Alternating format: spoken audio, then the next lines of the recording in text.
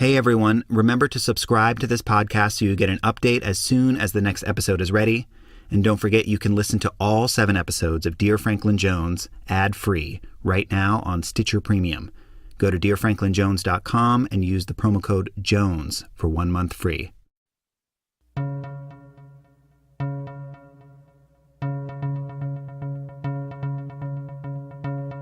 It's a sunny afternoon in 1979. Franklin Jones walks onto the lawn of his sanctuary in Northern California.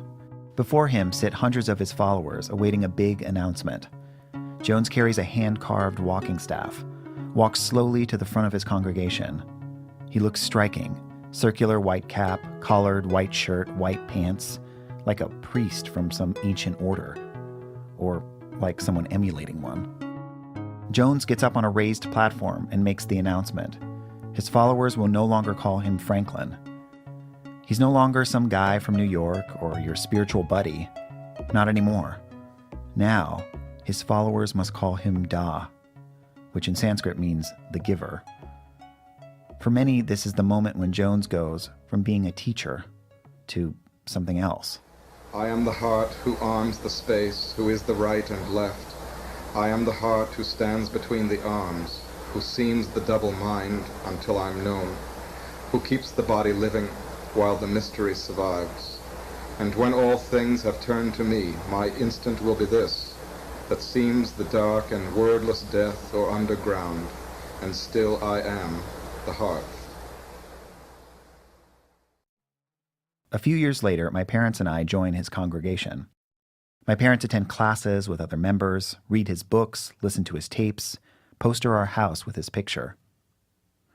By the mid-'80s, Jones has about 1,000 followers. He had set up publishing houses and study groups in the UK, Germany, Canada, Japan, Malaysia, all over. These members, including my parents, donate 10% of their income to the group. And this money, as well as donations from wealthy followers, is used to buy property in Northern California, as well as an island in Fiji that had belonged to Raymond Burr. You know, Perry Mason. The group buys the island for $2.1 million. That would be about $5 million today. Only about 40 of Jones's followers live there regularly. As for Jones, he's there part of the year, the rest of the time at a sanctuary in Northern California. But there's something else that happens right around this time. Something that doesn't have to do with Jones or his group, not directly, but it totally alters the way Americans see these New Age religious groups. Give me your attention at any moment, and you will receive this grace. I had seen how something that started out to make the world a better place made lives so horrible you can't imagine. I didn't know how to address the media or how to address what was happening to us. It was very shocking. We were so riveted on having a teacher who had such a radiant presence. But I'm not a me, you see? I literally am you.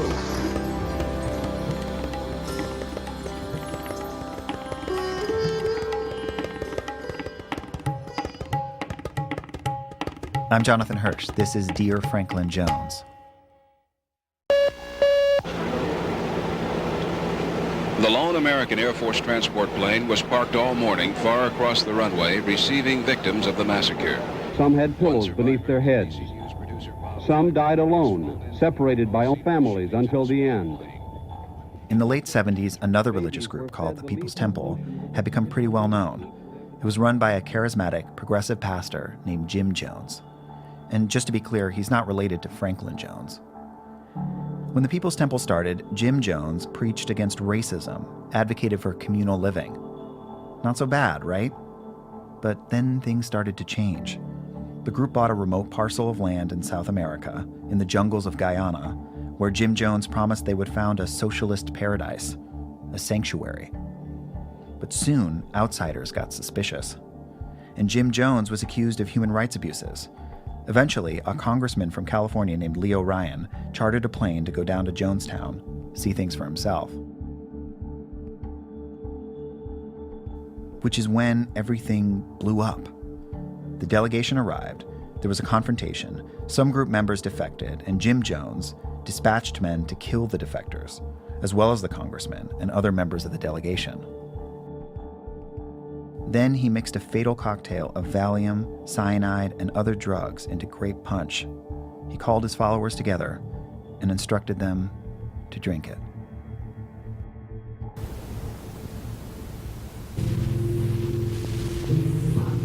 This recording from the last hour of his followers' lives is known as the Death Tapes.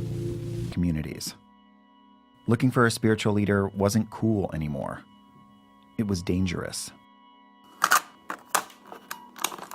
One of the primary aspects of the negative meaning I gave to the word cult was the exclusiveness of the cult. In other words, married people sometimes create a cult with one another. They get married and they go off together and they're never heard from again.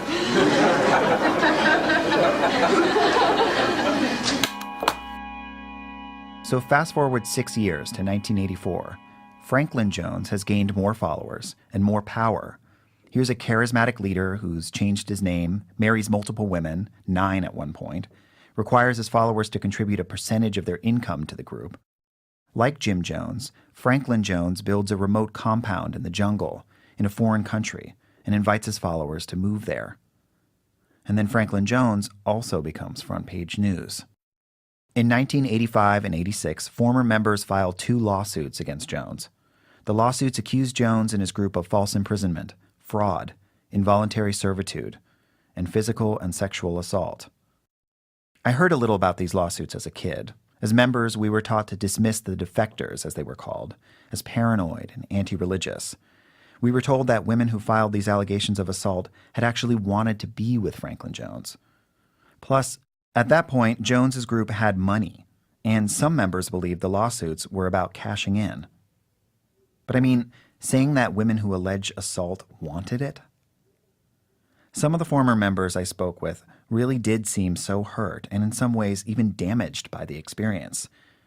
Either way, there's got to be more to the story than what I had heard growing up. So I find the lawyer listed on the court filings for one of the lawsuits, Ford Green.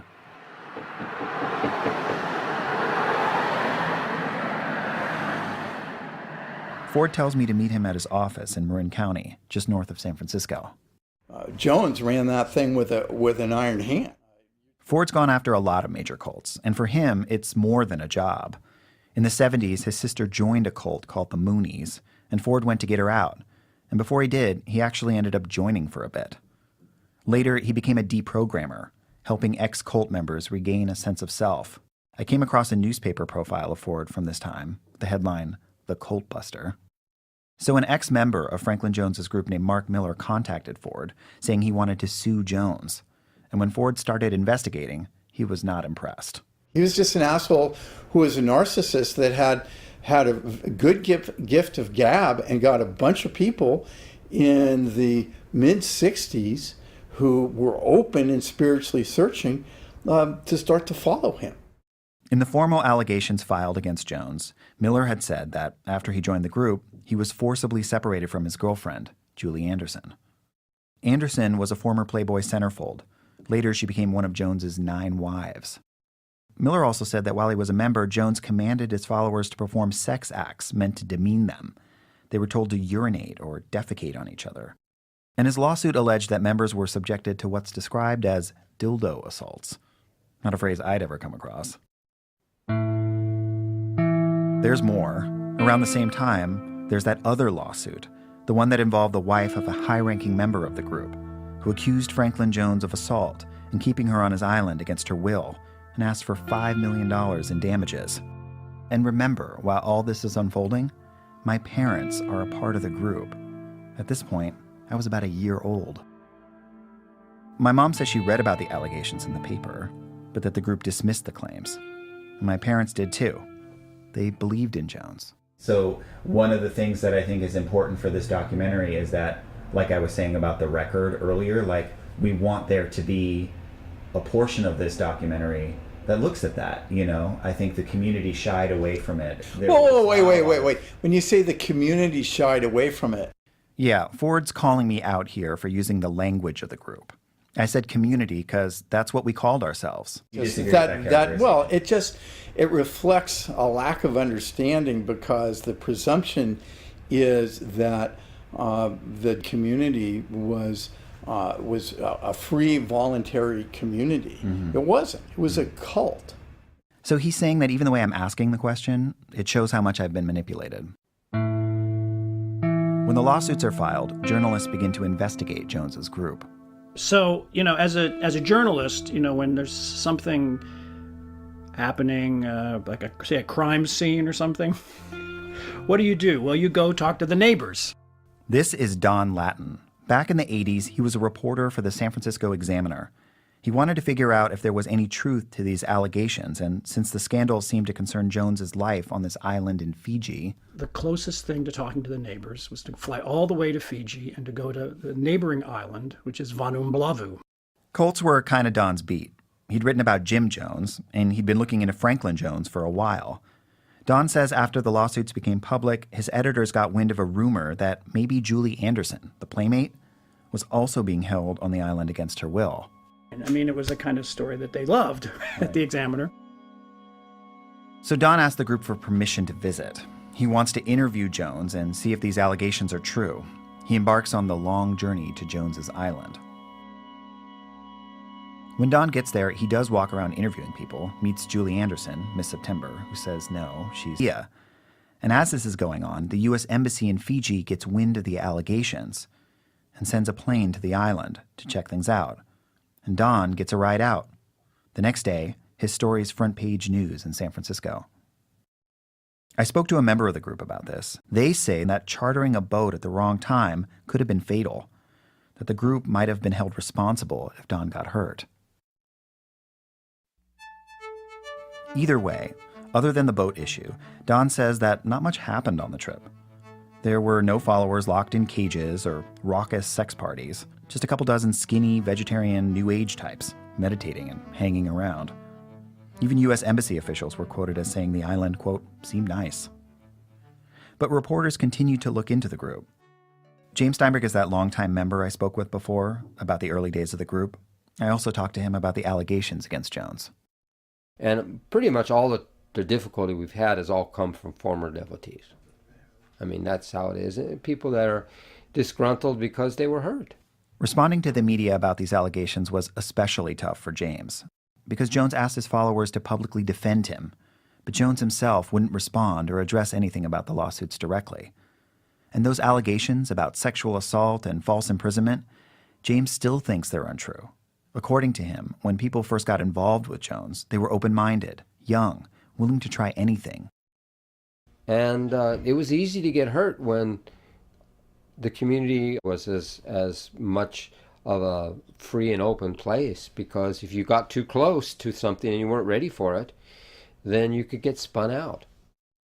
According to James, some people did get upset, but over stuff they'd voluntarily done. They left, and some of them, to get back at Jones, they filed lawsuits.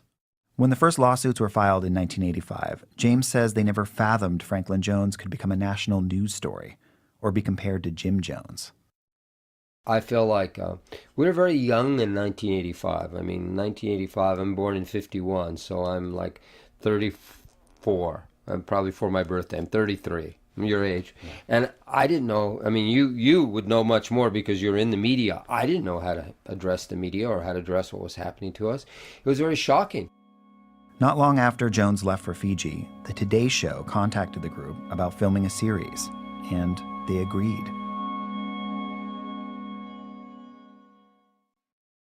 Thanks, Willard. Religious cults usually come and go without too many people taking notice of them, but occasionally one comes along that lasts a long time, long enough to attract a lot of people to it.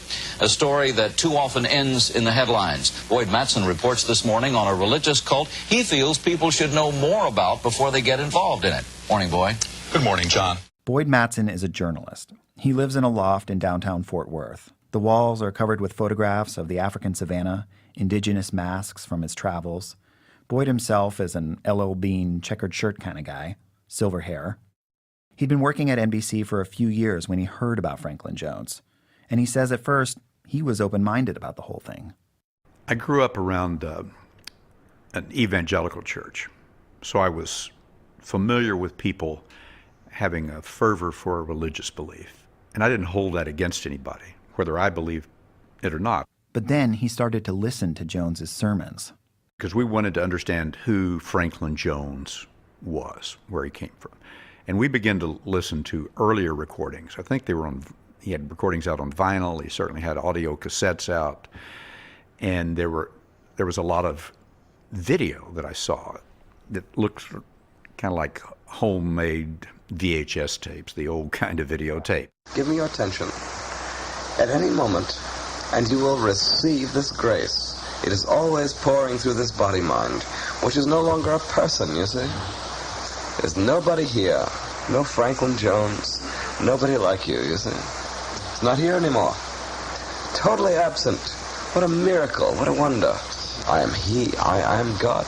I am the adept in our generation. What an amusement that should happen in precisely this form. But I heard his changing message, and I began to think, well, he's a guy promoting himself, and he's trying to get followers that will do anything he says and kind of turn their lives over and let him run them and take a lot of their money. Boyd, James, Jones, they're all white, middle-class baby boomers from the same cultural background. They watched the Beatles visit the Maharishi in India on TV, sang along to George Harrison's My Sweet Lord. But Boyd also had direct experience with the fallout of the Jonestown massacre. Two of his colleagues, a reporter and a cameraman, were actually among those murdered when that government-backed delegation visited Jonestown and was attacked. So I had seen how something that started out to make the world a better place made lives so horrible you can't imagine for the people involved. And for Boyd, listening to those tapes of Franklin Jones felt like a flashback. And here's Franklin Jones taking some of his people to Fiji. We'll get away. We'll make a compound that the outside world can't hear what we're doing because they misunderstand what we're doing. And I didn't know where Franklin Jones fell on that scale, but I saw components that said, this isn't going to end up with people just having a nice sex party at the end and then going home and going back to their normal lives. Boyd spent a day with Franklin Jones's followers in California. This is a group called the Johannine Dice Communion. It's headed by a man named Doc Freejohn. There are about 1,000 active members, mostly in California. The church says they have another 20,000 on their mailing list receiving church publications. The question, of course, with any cult is, are the members just practicing religion outside the mainstream, or are they being brainwashed? And like Don, he says that at first, they were pretty welcoming, showed him around, did sit-down interviews. But when Boyd asked to interview Jones, he was stonewalled. I did think that was a little weird that Doc Freejohn wouldn't communicate with the outside world, because I thought he'd made so many videotapes, and in the beginning he wanted publicity to get people aware of him. I thought this is a reversal of position based on the lawsuits and what was going on at that point. I didn't think he was so private before he went off to Fiji and started hiding from some of his followers. But that's not how the group saw Boyd's requests. James Steinberg says Boyd and his crew showed up to the group's sanctuary in Northern California and acted like they had the run of the place. They want to know what was in that building. Well, that was a very set-apart temple that we didn't even go in, except on a very special occasion. They wanted to go in with cameras. We said, you can't go in. And so instead of making them feel like we're really opening up everything to them, now it was, well, we have hidden stuff. As he dug into reporting, Boyd says more former members came forward with stories about Franklin Jones spreading STDs, filming his followers having sex. Boyd says that the group had a story about how Jones had touched a woman who had back problems, and at that moment how lightning shot out of his fingertips. Little burn marks scarred the woman's back. According to the group, Jones healed her. Boyd says he found this woman, interviewed her, heard a totally different story. There was one of these sex parties, and Franklin Jones was actually having sex with her at that point from behind, and he burned her with his cigarette on the back is what it was. It was not lightning, it was lucky strikes. In the Today Show episodes, Franklin Jones's followers passionately refute these kinds of allegations. They say it's all hysteria targeted at religious groups in the wake of Jonestown. At one point, Boyd asks whether Franklin Jones is similar to Jim Jones. Then you hear two of his followers. It happened in America. He's not Jim Jones. He is not a bad person, manipulating and exploiting person. That is a terrible thing to say. And we're not like everybody else. Good. I don't want to be like everybody else. Give us a break. Leave us alone. Who cares?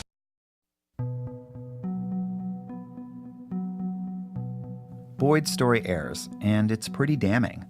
Supports many of the allegations, and questions whether or not Franklin Jones's group is a cult on national TV.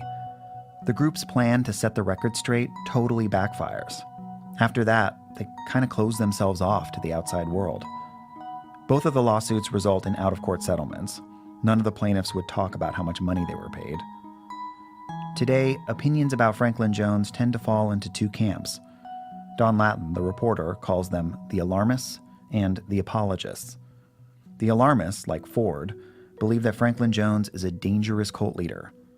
But the apologists, like my parents and James and pretty much everyone else I grew up with, dismiss the allegations of assault as the work of cult busters like Ford Green and over-the-top media coverage. This has always been hard for me to understand.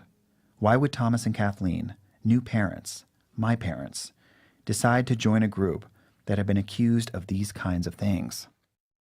It wasn't... But did you and Thomas ever talk about it? Did you ever just, do you remember ever being like, is there something, ever having a conversation about the sexual stuff? Because it was a big deal. It was on the front page of the Chronicle for multiple days. Did it just never come up? I'm just thinking that we were so riveted on having a teacher who had such a radiant presence. So that kind of overshadowed the aspect that he was being accused of sexuality with somebody's wife. When she pauses, I can tell my mom is searching for a way to explain what her thought process was.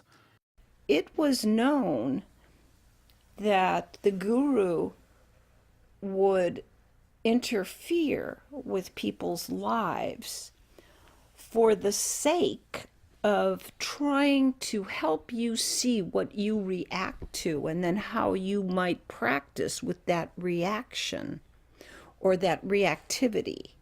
A lot of women in the community were really hot to sleep with the guru. And I know the newspapers were very, I remember how sensational the reporting was. But that's not unusual for the newspapers. And I'm not trying to protect him. I'm just telling you what I felt at the time. And Thomas felt about the same, chalked the sordid headlines up to puritanical American society, which was supposedly judging Jones for not being a chaste, saintly figure like the Dalai Lama or Mother Teresa. I didn't choose to be in this group, like my mom and dad. I'm also not an outsider, like Ford or Boyd or Don. Maybe if I were, it'd be easier to judge Jones's character. Because there's another part of the story. All those crazy descriptions of what happens when you're around this guy, I've experienced it. Met Franklin Jones face to face. And the truth is, for years, for 1 month free. Stitcher.